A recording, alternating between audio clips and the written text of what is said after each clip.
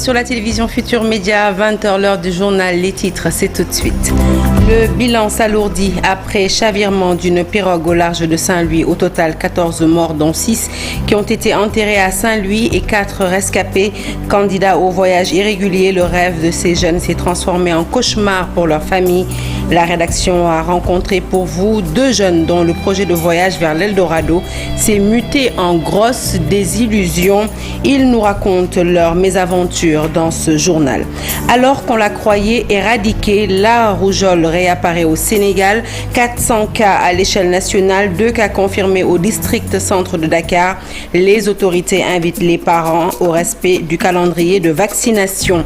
Juan Branco dans la tourmente après Paris, c'est au tour de Dakar d'intenter une action judiciaire contre l'avocat. Le procureur de la République vient de lancer un mandat d'arrêt international pour crimes et délits. Présidentielle 2024, à quelques mois des élections, le débat autour du parrainage ressurgit. En plus du parrainage citoyen, celui des élus va peser de tout son poids. Quelles sont les motivations d'une telle option et surtout quelle sera son incidence sur la pléthore de candidatures? Éléments de réponse au cours de cette édition. Voilà pour les titres, le développement c'est tout de suite.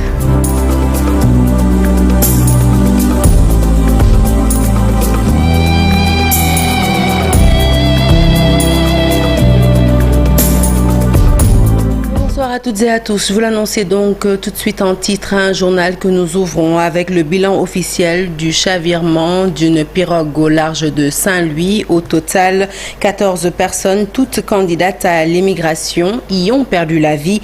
4 rescapés ont échappé à cette mort tragique. Leurs corps sans vie ont été retrouvés hier et enterrés au cimetière de Tassinen-Gagnol. Les détails plutôt, c'est avec Ousseynou Diop et Habib Sek.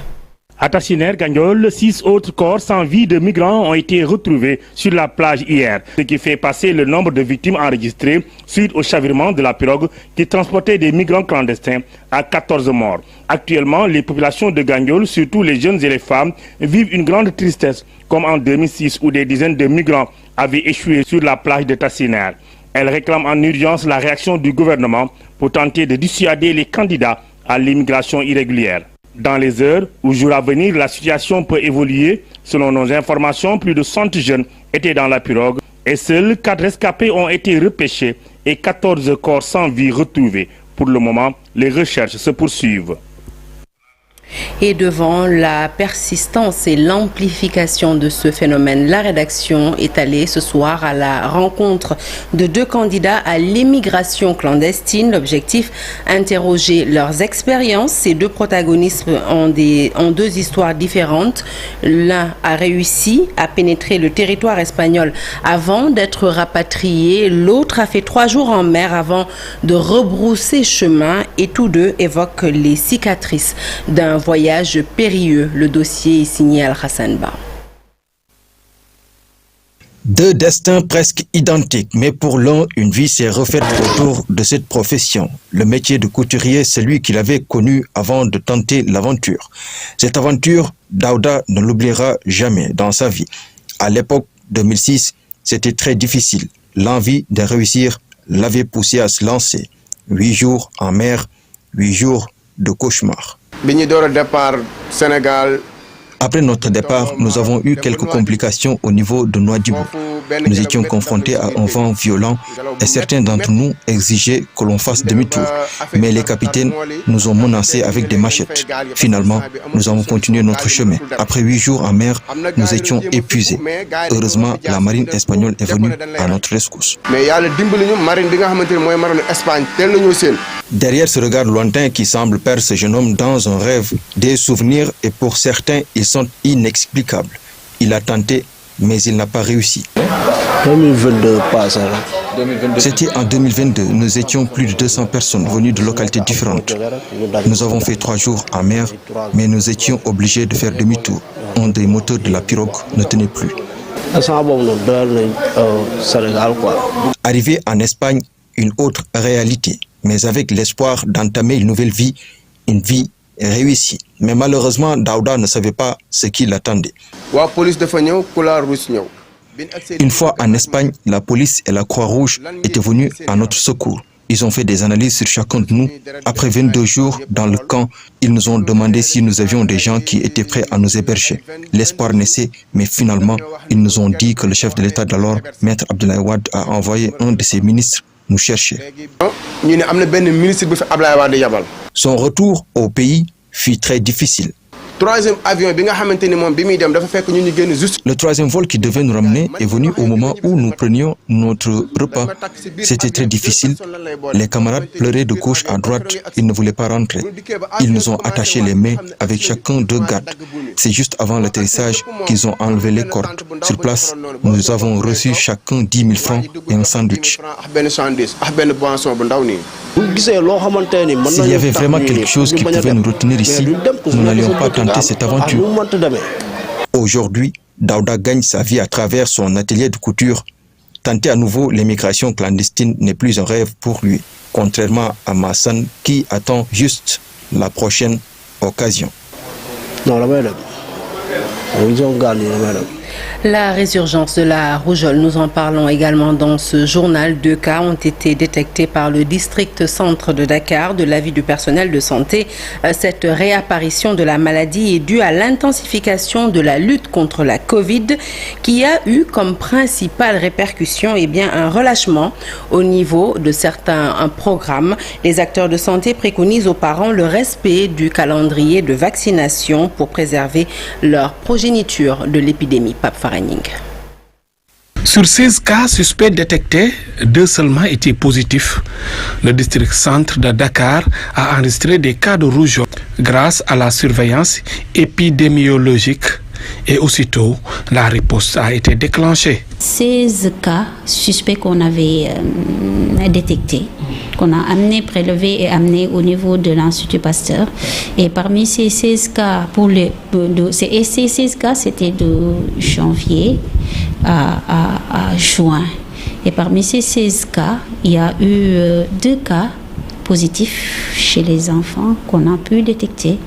Et on a fait ce qu'il fallait, ça veut dire faire la riposte, voir autour de ces 2 cas positifs s'il y avait d'autres enfants suspects qui étaient là et les faire vacciner. À un moment donné, avec la lutte contre la Covid-19, les autres programmes ont été négligés, ce qui favorise la résurgence de la rougeole. La priorité, c'était surtout la lutte contre la Covid-19. Les parents étaient restés chez eux, ne fréquentaient pas trop les structures sanitaires et la communication était surtout axée par rapport à la lutte contre cette Covid-19. Et en un moment, on ne voyait plus les mamans venir fréquenter les structures de santé. Même si certains parents respectent les rendez-vous du PEV, il y a toujours des récalcitrants. Oui, absolument. On suit la vaccination des enfants, on suit les rendez-vous parce que c'est écrit sur le carnet des enfants. Oui, il faut absolument suivre la vaccination des enfants, c'est important pour leur santé. Est-ce que vous payez ici? Non, on ne paie rien. En général, au niveau des unités de vaccination, ils amènent leurs enfants, dans le cadre général. Toutefois, il y en a toujours des négligences, des personnes qui ne respectent pas malheureusement ce rendez-vous-là. Et on est obligé d'aller vers la communauté pour pouvoir les ramener dans ces unités de vaccination-là. Il urge donc de sensibiliser à toute la communauté car plus de 400 cas ont été détectés dans 13 régions sur les 14, sauf la région de Fatick est épargnée pour l'instant. Et la résurgence de la rougeole inquiète bien évidemment les autorités sanitaires. Plus de 400 cas détectés à l'échelle nationale, des chiffres qui ont poussé le ministère de la Santé à tirer la sonnette d'alarme. À Thiès, dans le cadre d'une réunion de coordination, Boli Diop, responsable de la surveillance épidémiologique, s'est entretenu avec nos reporters. Nous l'écoutons au micro de Charanta Diop et Saïdatia. Sénégal est confronté à une épidémie de rougeole. C'est l'occasion au cours de cette réunion de coordination surveillance de faire le point avec l'ensemble des régions qui sont ici présentes et on l'a vu depuis le début de l'année jusqu'au mois de juin, un total de plus de 1000 échantillons ont été prélevés et envoyés au niveau du laboratoire Et parmi ces échantillons prélevés chez des sujets malades, les 410 ont été confirmés rougeole. Et la plupart du temps, c'est des enfants, n'est-ce pas, qui ont été malades, aussi parce que ces enfants n'ont pas été vaccinés. Donc on est en train de faire le point, et sur les 14 régions que compte le Sénégal, les 13 ont eu des cas confirmés. Et sur l'ensemble des districts du Sénégal, qui sont au nombre de 79, 18 districts étaient déjà en épidémie. Et je rappelle qu'on dit qu'un district est en épidémie de rougeole s'il a présenté au moins 2 cas confirmés de rougeole. Le programme de vaccination est là, mais on a analysé, n'est-ce pas, les causes par rapport à ce retour en force de la rougeole. C'est principalement un des impacts négatifs de la Covid-19. Et si vous vous rappelez, pendant la Covid, dans les premiers moments, comme c'est une maladie qu'on ne connaissait pas, on avait demandé, n'est-ce pas, aux parents, aux malades de rester chez eux. Les enfants n'ont pas échappé à cela. Donc les mamans ne les ont pas amenés aux séances de vaccination. Mais comme on l'a dit, c'est une épidémie d'envergure nationale. On est en train aussi d'élaborer un document de riposte nationale. Ce document de riposte nationale est presque terminé. Il y aura donc des vaccins qui vont arriver pour qu'on puisse répondre à l'échelle du pays. Et c'est prévu durant le dernier trimestre de l'année 2023.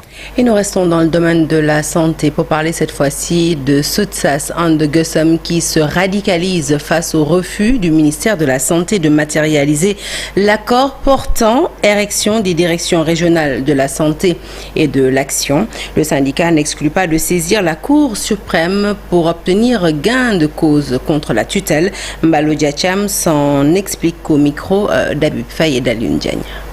Le flambeau de la lutte est repris par le Soutsas pour la matérialisation d'un accord portant érection des directions régionales de la santé et de l'action sociale. Cet accord, obtenu sous le magistère du professeur Aomari Kolsek,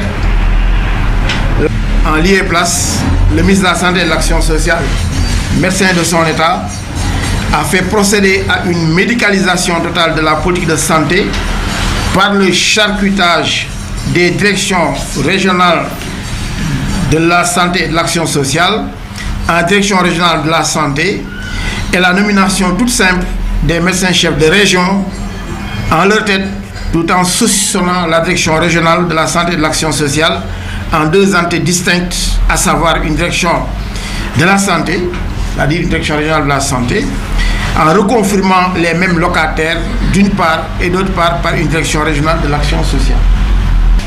Nous dénonçons ce charcutage et cette prise d'otage de la santé et de l'action sociale, cette déviation du projet de territorialisation des politiques publiques de santé.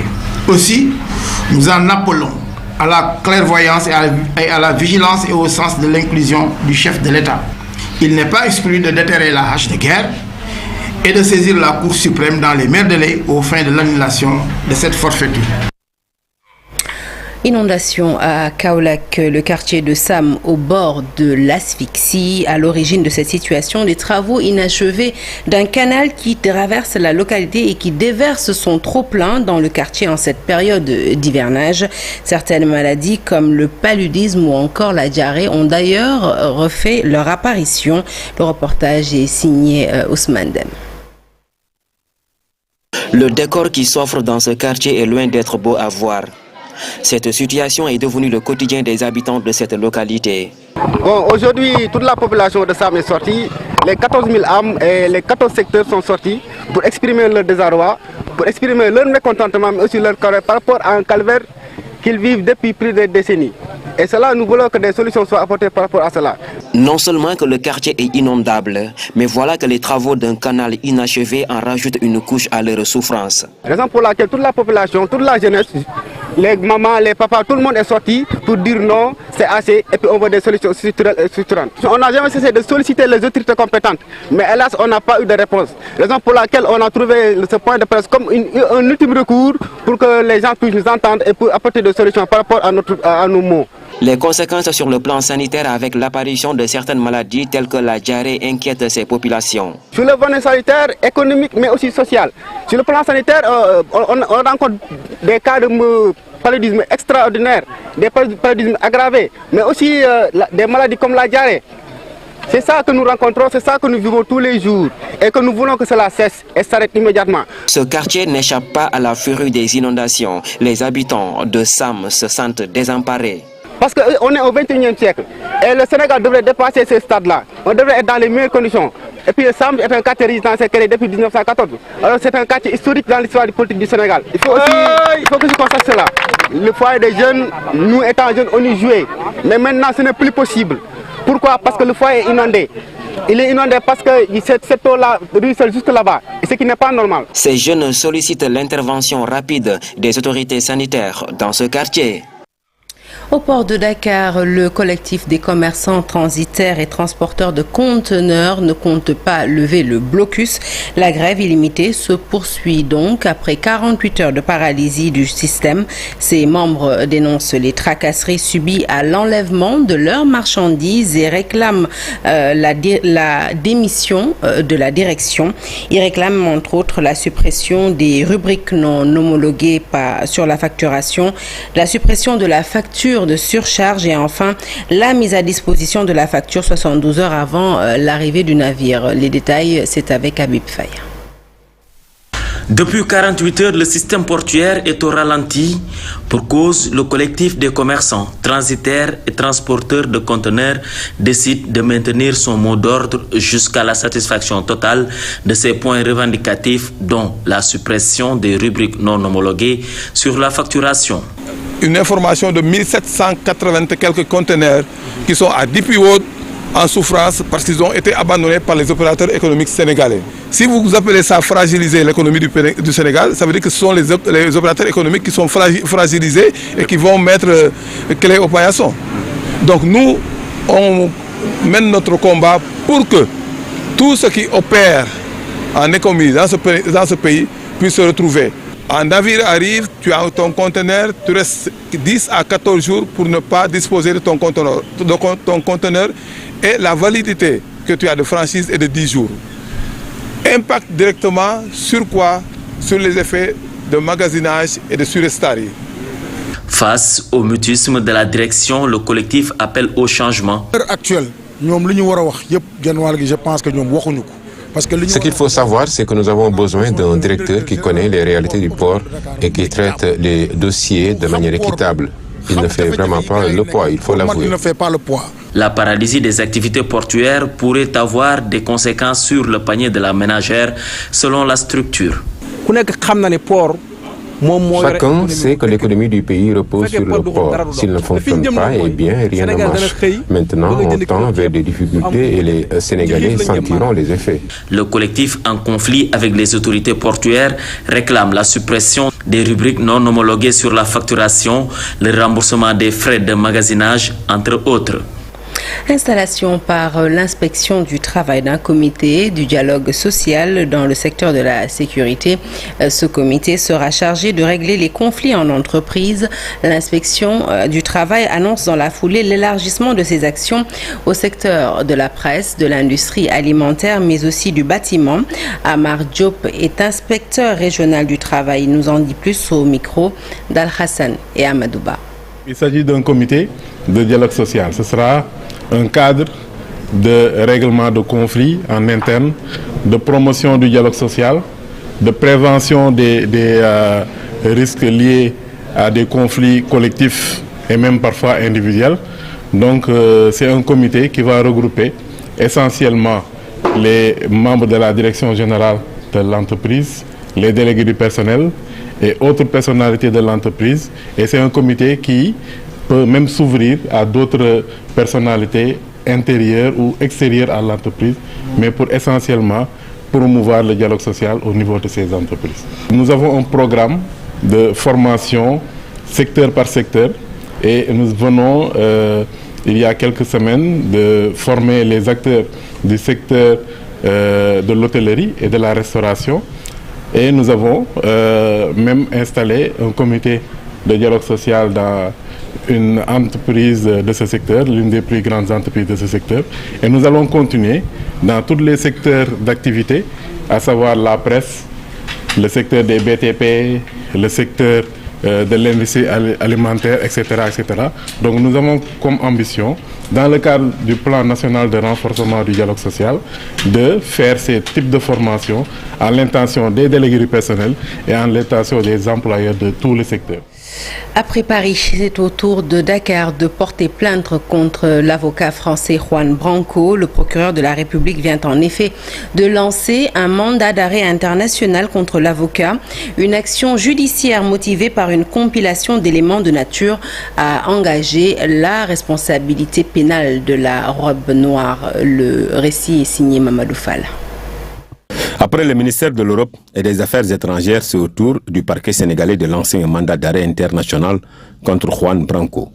Dans un communiqué, le procureur de la République a déclaré, je cite, « Après avoir revu la compilation des déclarations écrites et postes à travers tout support du sieur Juan Branco, il a été relevé des éléments qui manifestement sont de nature à engager sa responsabilité pénale. » Aussi, le procureur a-t-il décidé de l'ouverture d'une information judiciaire contre le surnommé pour plusieurs faits qualifiés de crimes et délits. Pour rappel, Juan Branco avait parlé d'une plainte contre 2 coopérants français pour crimes contre l'humanité à la suite des répressions violentes contre l'incarcération de Ousmane Sonko, selon le ministère de l'Europe et des Affaires étrangères. Dans un tweet, l'avocat français déclarait avoir identifié tous les militaires français intégrés au commandement de la gendarmerie sénégalaise, soulignant un prétendu rôle de la France dans la répression des violences. Juan Branco avait même traité le chef de l'État sénégalais, Macky Sall, de tyran, dans son compte Twitter. Allez, nous abordons l'actualité politique de ce journal avec l'Assemblée nationale qui, dès ce lundi, va examiner le projet de modification de la loi numéro 65-61 du 21 juillet 1965 portant code de procédure pénale. Selon l'exposé des motifs dont nous détenons une copie, la CREI, la Cour de répression de l'enrichissement illicite, va être supprimée au profit d'un parquet financier. L'objectif étant de mettre en place cet organe juridictionnel qui allie à la fois l'efficacité dans la répression de la criminalité économique et financière et le respect des principes directeurs du procès pénal. Les députés se pencheront également sur les projets de loi portant révision de la Constitution, mais aussi du Code électoral. Présidentielle 2024, le parrainage, premier obstacle de la flopée de candidats à la candidature. Au sortir du dialogue national, le parrainage des élus a été ajouté comme option plutôt, en plus du parrainage citoyen. Mais l'affaire semble beaucoup plus complexe qu'il n'y paraît. En 2019, 19 candidats sur 27 n'avaient pas réussi à franchir l'obstacle du parrainage. Comprendre le nouveau parrainage, décryptage avec Chérif et Modou Diop. Parrainage bu bees bi ñi naan dañu nekk candidat parrainage sax mënuñ ko am ku mënul am loolu looy sonale nit ñi. Le parrainage a-t-il été simplifié ou complexifié? Le parrainage est aussi compliqué, sinon plus, maintenant qu'avant. Et je pense qu'il a été assoupli. Le débat qui était là est un débat qui a été l'objet de consensus. Pour moi, c'est un durcissement des conditions de participation à l'élection présidentielle. Voici les conditions requises pour passer l'obstacle. Si le candidat opte pour le parrainage citoyen, il lui faudra en pourcentage de 0,6% à 0,8% du fichier général des électeurs. On demande encore aux Sénégalais autour de 45 000 parrains. Mais c'est démentiel! Si le candidat opte pour le parrainage des élus, il lui faudra convaincre 13 députés de l'actuelle législature ou bien 120 chefs d'exécutifs territoriaux, soit des maires ou présidents de conseil départemental. Le parrainage par les députés, donc, ne convient probablement qu'à peut-être 4 candidats. C'est la coalition Benno Bokk Yakaar qui a plus de 13 députés, c'est PASTEF, c'est la coalition Wallu avec le PDS, également c'est Taxawu Ndakaaru qui pourrait tirer leur épingle du jeu. Pourtant, le parrainage a fait l'objet d'un accord lors du dialogue national. Seulement, le consensus semble mou. Le parrainage, son esprit et son sens, c'est quand même de filtrer. Tous les Sénégalais ont potentiellement la possibilité et le droit de candidater, mais tous les Sénégalais qui ont le droit de candidater doivent répondre à un certain nombre de critères pour que les deniers des Sénégalais soient utilisés pour payer leur candidature. En 2019, 19 candidats avaient raté le coche du parrainage. Parmi eux, Amsatou Sow Sidibé. S'appuyant sur la décision rendue par la Cour de justice de la CEDEAO en 2021, la question est sans équivoque pour le professeur de droit.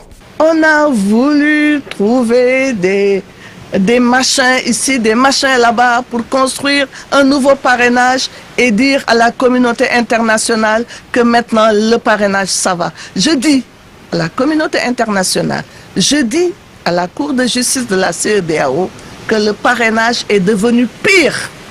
À ce jour, une trentaine de candidats à la candidature se sont déclarés. La majeure partie va passer par le parrainage citoyen. Et d'ici peut-être le dépôt, ce chiffre pourrait donc augmenter. Donc, ce qui veut dire que le gros lot sera effectivement concerné par par le parrainage citoyen. Et c'est là, effectivement, où, en fait, de mon point de vue, je pense qu'il n'y a pas eu vraiment une réelle avancée par rapport à ce qui s'était passé en 2019. Je pense qu'il n'est pas superfétatoire de dire que pour prétendre à diriger le Sénégal, il faut quand même répondre à un certain nombre de critères. La question du parrainage, pour moi, elle peut avoir sa place dans une démocratie qui est comme la nôtre. Dans tous les cas, pour être officiellement candidat, il faudra satisfaire à ces nouvelles règles. Le parrainage étant une loi constitutionnelle, le Conseil des ministres a adopté le projet de loi portant révision de la Constitution. La loi devra passer à l'Assemblée nationale dans les prochains jours. Célébration ce 14 juillet de la fête nationale française. Chez nous, ici au Sénégal, les éléments français ont marqué l'événement. La cérémonie s'est tenue à la base de Ouakam en présence de l'ambassadeur de France et du commandant Étienne du Pérou. Face à ses troupes, le commandant a rappelé le sens de l'engagement et du devoir à servir la nation française tout en louant les liens fraternels qui lient le Sénégal et l'Hexagone. Compte rendu signé Fatimata Touré et Amadouba. À l'instar de Paris, les éléments français établis au Sénégal ont célébré la fête nationale de la République française. Une cérémonie organisée en présence des frères d'armes sénégalais, mais aussi du détachement espagnol Marfil. La fête débute d'abord par les hymnes nationaux.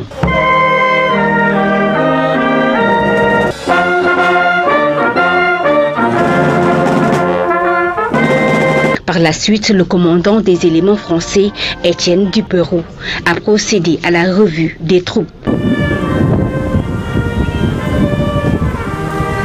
Revenant sur l'importance de la fête, le commandant du Pérou a saisi l'occasion pour renouveler l'engagement de ses troupes à servir leur pays. Cette fête nationale est très particulière en France puisque le jour de la fête nationale, en fait, la nation rend hommage à ses armées et j'ai en fait expliqué aux hommes et aux femmes que je commande que nous devions nous montrer très dignes de ce témoignage parce qu'en fait, il est le reflet du fait que la nation nous confie sa protection et sa défense et donc j'ai rappelé les vertus essentielles que l'on attend d'un soldat. Les liens de fraternité entre éléments français et les soldats sénégalais a également été magnifié.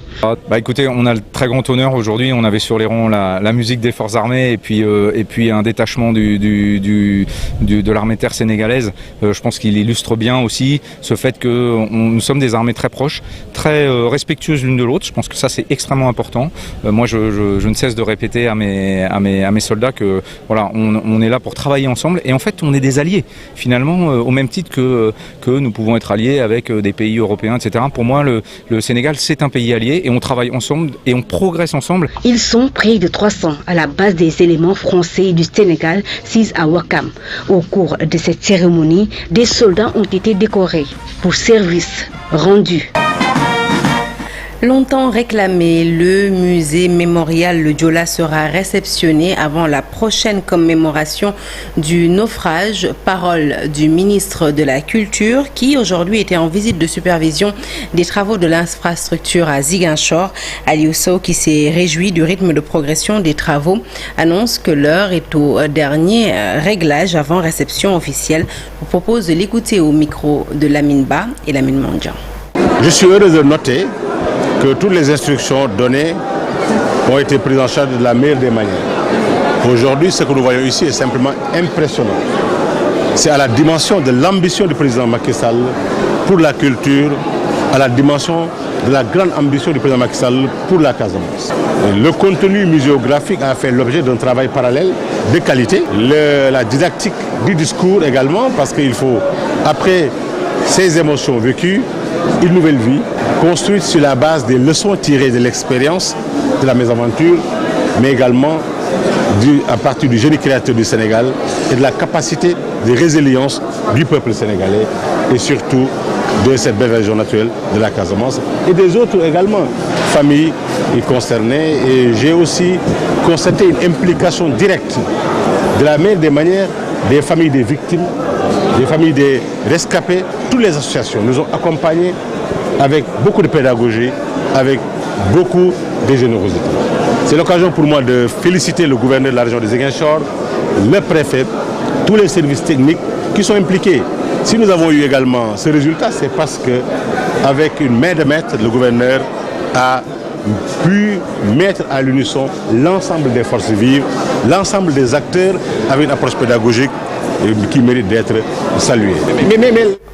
Et notre focus culture nous mène aujourd'hui dans l'atelier de l'artiste populaire portraitiste Adama Mbow, plus connu sous le nom de Neuf.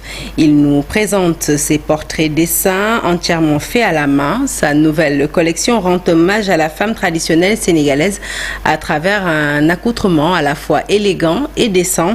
L'artiste Neuf vit sa passion à travers le dessin, un art qui lui permet aussi de communiquer avec son public. Ibou Diouf, Pape Sangone Mbaye, nos deux reporters, nous plongent ainsi dans l'univers des portraits dessinés. Regardez. Artiste et portraitiste, Adama Mbow s'exprime à travers ses toiles en dessin, en solo comme en duo. Il s'essaie à tous les registres, avec une égale réussite. Ces œuvres sont d'une grande importance pour moi, parce que ce sont des portraits que j'ai réalisés pour rendre hommage à ces vaillantes dames. Je fais allusion aux femmes traditionnelles sénégalaises parce que j'ai essayé de faire un voyage dans le temps et dans l'espace pour voir la manière à laquelle ces femmes s'habillaient. C'est un style traditionnel très original qui malheureusement commence à disparaître aujourd'hui. L'idéal est de préserver cet acquis, ce qui motive cette collection. Des dessins mènent en hommage à la femme sénégalaise quelques traits pour valoriser sa mise traditionnelle. J'ai commencé à faire le dessin depuis ma plus tendre enfance. J'avais environ 4 ans. Je passais la plupart de mon temps à faire des dessins sur le sable et les murs à l'époque. Et j'avoue que ça m'animait même plus que les études. C'était pour moi un passe-temps, mais au fil du temps, cette activité est devenue pour moi une passion, mais aussi un gagne-pain. Dans sa nouvelle collection, l'artiste portraitiste illustre la mise en valeur des photos. Au-delà de sa passion, le message aussi à sa portée. Je voudrais m'adresser à la jeune génération, les artistes en particulier, de ne pas faire de l'œuvre d'art une marchandise, d'être plus patient. On dit souvent que l'art est un plat qui se mange froid.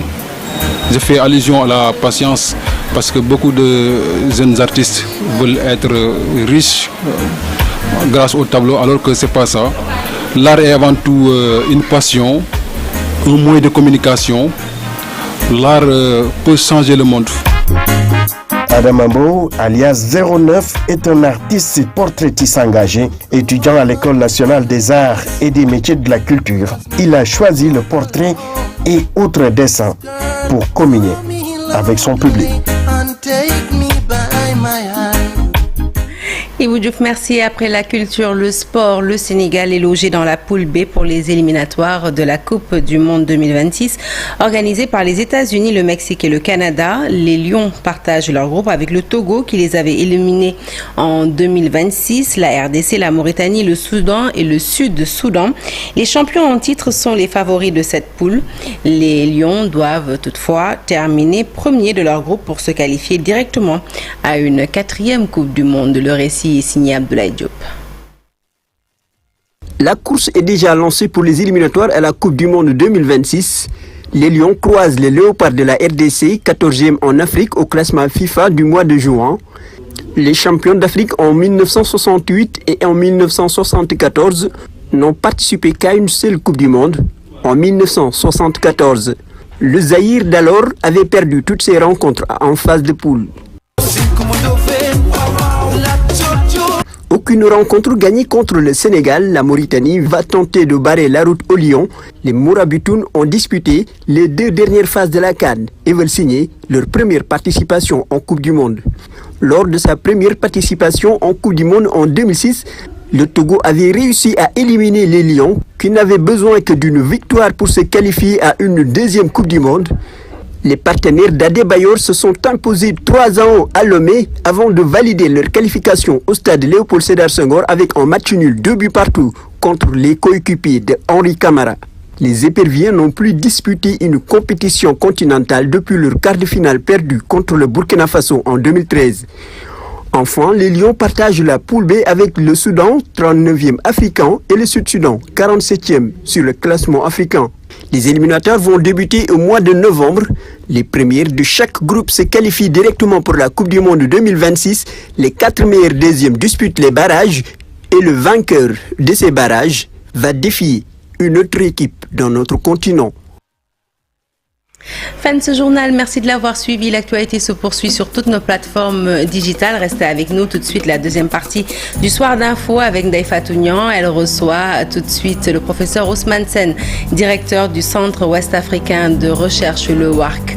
Excellente suite de programme en notre compagnie et très bon week-end.